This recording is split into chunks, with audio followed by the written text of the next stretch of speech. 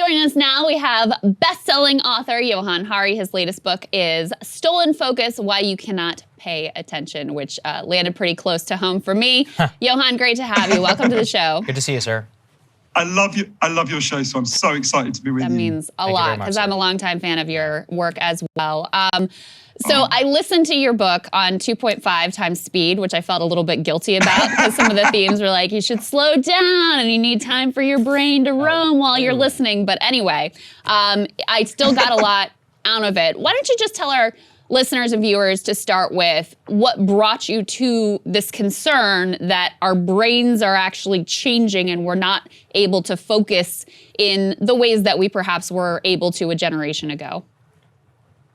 So I noticed that with every year that passed, things that require deep focus, like things that are really deep to my sense of self, like reading a book, watching long movies, were getting more and more like running up a down escalator. You know what I mean? I could do it, but it was getting harder and harder. And I noticed it was happening to a huge number of people around me. I was particularly worried about the young people in my life, a lot of whom seemed to be whirring at the speed of Snapchat. So I was wary of looking into this. At first I thought, well, every generation struggles with its attention. Is anything new happening? And even very early on when I started looking at the evidence, for every one child who was identified as having serious attention problems when I was 7 years old, there's now 100 children who've been identified with that problem. The average American office worker now focuses on only one task for only 3 minutes. So I thought, okay, I'm going to try and understand this. So I used my training in the social sciences at Cambridge to travel all over the world. I interviewed over 200 of the leading experts on attention and focus, from Miami to Moscow to Melbourne to Montreal, not just cities that begin with the letter M. And I delved really deeply into their science. And what I learned is there's scientific evidence for 12 factors that can make your attention better or can make it worse. And loads of the factors that can make your attention worse have been significantly increasing in recent years. So your attention didn't collapse. Your attention has been stolen from you by these big forces. And we're going to have to respond in two ways. We have to have defense and offense. We have to defend ourselves individually as much as possible, but we're going to have to go on the offense against the forces that are doing this to us. There. You're looking at a guy who hasn't read a real book in 5 years, but has probably listened to hundreds of books at 3.5 speed. So I'm right there with you. I also find the same thing. I recently did Apocalypse Now, the Redux one. It took me 3 days to get through a 3-hour movie, because you're constantly checking something. So what does going on offense look like? What should people like me and other people be doing? Yeah, it's so interesting, because that thing that you just said is a really good illustration of why I think this is so important. So just say to anyone watching, think about anything you've ever done that you're proud of, whether it's learning to play the guitar, writing a screenplay, being a good parent, whatever it might be. That thing that you're proud of is something that required deep focus and attention. And when attention and focus break down, our ability to achieve our goals and our ability to solve our problems also breaks down. That's happening at an individual level. We can also see this happening at a big collective level. So I think what we have to do first is understand what these 12 factors are.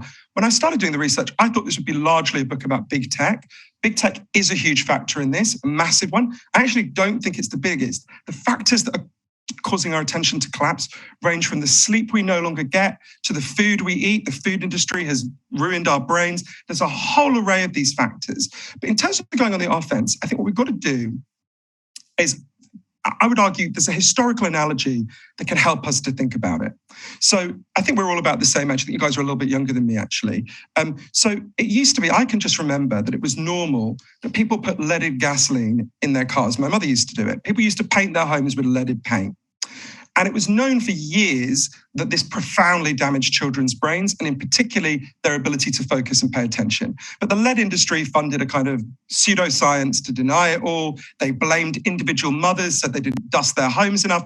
But by the 70s, the evidence was so overwhelming that there rose up a movement of ordinary people, mostly mothers, who just campaigned and said, why are we allowing our children's brains to be destroyed in this way? Let's not allow it. And it's important to notice what they didn't say. They didn't say, let's ban all paint. They didn't say, let's ban all gasoline. They said, let's ban the lead in the paint and the gasoline. And in a similar way, for all of the 12 factors that I write about in my book, Stolen Focus, there are lots of things we can do as isolated individuals to protect ourselves and our kids. I'm passionately in favor of individual action, but we've got to level with people.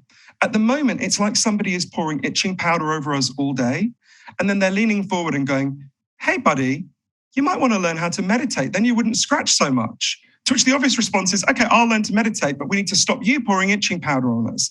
And we need to do that in targeted ways. So I can explain, for example, the specific aspect of the way our tech currently works that is invading our attention that we can change if we want to through collective action.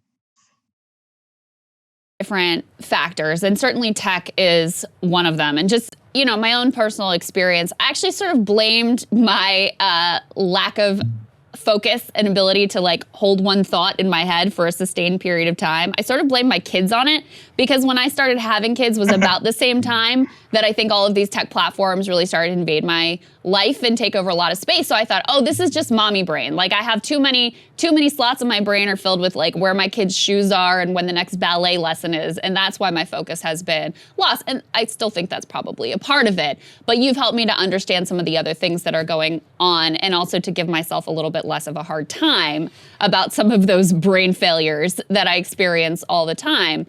But, as I look at all these different factors, doesn't it just really come down to one factor, which is capitalism? I mean, when you talk about big tech and their profit motives, when you talk about big food and their profit motives, when you talk about the companies that are polluting the environment that has tremendously negative effects on our children, for example, or even you get into the fact that we sleep less is even because of this profit motive. Because if you're asleep, you're not making anybody any money. And if you're only focused on one screen instead of 5, then that's also less ability to sort of bombard you with money-making, profit-making potential. So isn't the real problem here sort of that profit-making, being central to our lives in all of these different spheres?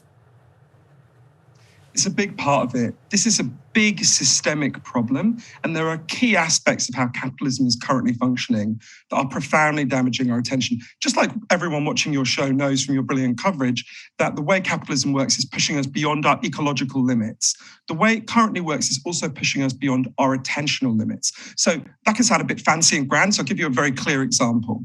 I went to interview one of the leading experts in the world, one of the leading neuroscientists in the world, Professor Earl Miller. He's at MIT. And he said to me, look, there's one thing you've got to understand more than anything else about the human brain. You can only think about 1 or 2 things consciously at a time. That's it. This is a fundamental limit of the human brain. Hasn't changed in 40,000 years. It's not going to change on any timescale we're going to see. But what's happened is partly as a result of the dynamics you're describing, we've fallen for a mass delusion. The average teenager now believes they can follow 6 or 7 forms of media at the same time. So when scientists get people into labs and they get them to think they're multitasking, they study them. And what they discover is when you try and do lots of things at the same time, you're in fact not doing lots of things at the same time. You're very rapidly juggling between them. What was that on WhatsApp? What did she just ask me? What was that on Facebook? Wait, what did the TV screen just say? And that comes with a really big cost. The technical term for it is the switch cost effect. When you try and do more than one thing at a time, you will do everything you're trying to do less competently. You'll make more mistakes. You'll remember less of what you do. You'll be less creative. This might sound like a small effect. It's really big. One study found just receiving 8 text messages an hour lowers your mental performance by 30%. If you're interrupted by something as small as a text message, it takes you on average 23 minutes to get back to the level of focus that you had before you were interrupted. But many of us are never getting 23 minutes without being interrupted. Now, partly that's because if someone's got kids, I understand entirely why that's happening to you. But there's been an extra layer of interruption that's been layered onto all of us because, and it's important to understand, the way big tech want us to think about this is, are you pro-tech or anti-tech? And that just induces a kind of fatalism because we're not going to all go and join the Amish. No disrespect to any Amish who are watching. I think it's unlikely, but if they are, we're not going to do that, nor should we. And we want our tech. So, of course, that induces a fatalism where you think, well, I'll just have to be pro-tech then. The question is not, are you pro-tech or anti-tech? The question is, what tech working for whose purposes with what goals? And we can get to a different kind of tech. And with all of the 11 other factors that are invading our attention that I write about in Stolen Focus, we can change these factors because you're absolutely right, Krystal, that at the moment, all of these apps are designed around one thing. It's very simple. The business model is the more frequently you pick up your phone and the longer you scroll, the more money they make. That's it. Just like the head of KFC wants you to eat fried chicken, all of these companies, all of their algorithms, all of their engineering power is built very simply, and they admit this, some of them, around getting you to pick up your phone more often and scroll longer. And they have developed a genius array of techniques to make us do that. So what we've got to do is go after that particular business model, what Professor Shoshana Zuboff calls surveillance capitalism. We've got to just ban it, right? We banned lead in paint. We can ban that business model. We can force these companies to move to different business models that can begin to respect your attention. I go through this in much more detail in the book. And with all of these factors, think about the fact the way we eat is profoundly damaging our ability to focus and attention because of the food industry. And I go through lots of ways this is happening, but I'll give you just one example. Imagine you have the standard American British breakfast, what I grew up eating, I'm pretty sure you guys did, sugary cereal and white bread. What that does is it releases, not together, that would be weird. What that does is it releases a huge amount of glucose very quickly into your brain, huge energy surge. You feel like you've woken up. It's great. And then a couple of hours later, you're sitting at your desk or your kid is sitting at their desk and you get a huge energy slump and you get brain fog where you just can't think very clearly until you have another sugary, carby snack. The diet we eat puts us on a roller coaster of energy spikes and energy crashes, which causes patches of brain fog throughout the day. The way one leading nutritionist, Dale Pinnock, put it to me, it's like we're putting rocket fuel into a Mini. It'll go really fast for 5 minutes, then it'll just stop. This is one of many ways the way we eat is damaging our attention. Again, this is highly unusual. No humans have ever eaten the way we eat. If you eat food that releases energy steadily throughout the day, as almost all humans before us did, you'll be able to pay attention in a better way. But you're right, and so much of your show is about exposing these corporate forces. One of the things that worries me is when people hear that about food, often they think, I'm doing something wrong. No, the entire food supply industry has changed in a way that harms our attention. More 18-month-old children know what the McDonald's M means than know their own last name. We've got to take on these big forces. And I argue in the book that just like we needed, and of course still need, a feminist movement to reclaim women's bodies and lives, we need an attention movement to reclaim our minds. And we need to shift our consciousness. We need to stop doing what I did and what you did, which is when we can't focus, primarily blaming ourselves. I used to say to myself, you don't have enough willpower. You're not strong enough. You're not good enough. No, this is being done to all of us. Professor Joel Nigg, one of the leading experts on children's attention problems, said to me, we need to ask if we're living in what he called an attentional pathogenic environment, one where all of us are struggling with this. And to deal with that, we've got to change our psychology.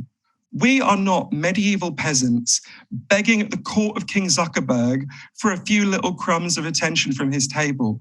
We are the free citizens of democracies, and we own our own minds, and we can take them back from the forces that are corrupting our minds and our kids' minds. But we're going to have to fight for it because we're in a race, right? On the one hand, you've got all these forces that are on the current trajectory only going to become more powerful. Paul Graham, one of the biggest investors in Silicon Valley, said the world will become more addictive in the next 40 years than it was in the last 40. Think about how much more addictive TikTok is to a child than Facebook was, right? That's one trajectory. That's one side of the race. On the other side, there's got to be all of us who, like in the historical precedent with lead, say, no, you don't get to do this to us. You don't get to do this to our children. We don't want to live this way. We don't want to have lives where the average office worker only focuses for 3 minutes. We don't want to have a life deprived of depth, deprived of the ability to achieve our goals, to think. No, we choose a different life, but we're only going to get that if we fight for it. Wow. Really, I feel inspired. I hope everybody else can too. Look, we're going to have a link down there in the description, Johann. Thank you so much for joining us. You've just laid out the case so well. So thank you so much. Johann, thank you for your time. I understand you've graciously agreed to also join me again with my other co-host, Kyle Kalinske, where you can get into this as well. So You're a strong man. You're a strong man. Thank you. Guys, I really should read the book. I can never have too much of you, so don't worry. I'm so excited. Thank you so much for having me on the show. Nice guy. And anyone who wants to know where to get the book, they can just go to stolenfocusbook.com as well. There you go. Thank you guys so much for having me. Wonderful. Absolutely. We'll have a link in the description. Thank you guys so much for watching. We really appreciate it. All the support. It means a lot. We got some messages being like, don't worry so much about the technical difficulties. No, listen, it's going to drive me crazy because you guys pay for our product and you support us and we have made a commitment to you. So like we said, we will deliver you that longer AMA over the weekend. We're going to do 10 questions instead of 5 to make up for not having the reactions. To the rest of you, we appreciate you guys so much and your support. You know, Krystal, I don't know if you saw this. I did that whole monologue on the Great Reset narrative or whatever, and they put some fact check underneath. They're like, this is what the thing really is. So I'm like, who are you? Why are you looking to Wikipedia under my article? You don't need to do that. It's well researched. Like, I have all my sources there. So look, this is what we're dealing with. I was telling you in one of the breaks, somebody was just banned from YouTube. Dan Bongino. Look, I'm not like a big Dan Bongino fan, but like the guy was banned for saying, or got a strike, whatever, for saying that cloth masks don't work against COVID. This is something the CDC and also had come out and said. Stupid technicality of like, he was They were banned obviously and he posted on another channel that he has, and that was part of it as well. I mean, it just shows you like this. You can be gone in an instant. This is the whole reason why we set things up the way that we did, so we wouldn't have to worry about the whims of these people and who decides they have it out for you or not. No, 100% true. Thank you to those who support us. We take it very, very, very seriously. Those of you do, and we'll see you guys next week. All right, guys, enjoy the weekend. We'll see you next week.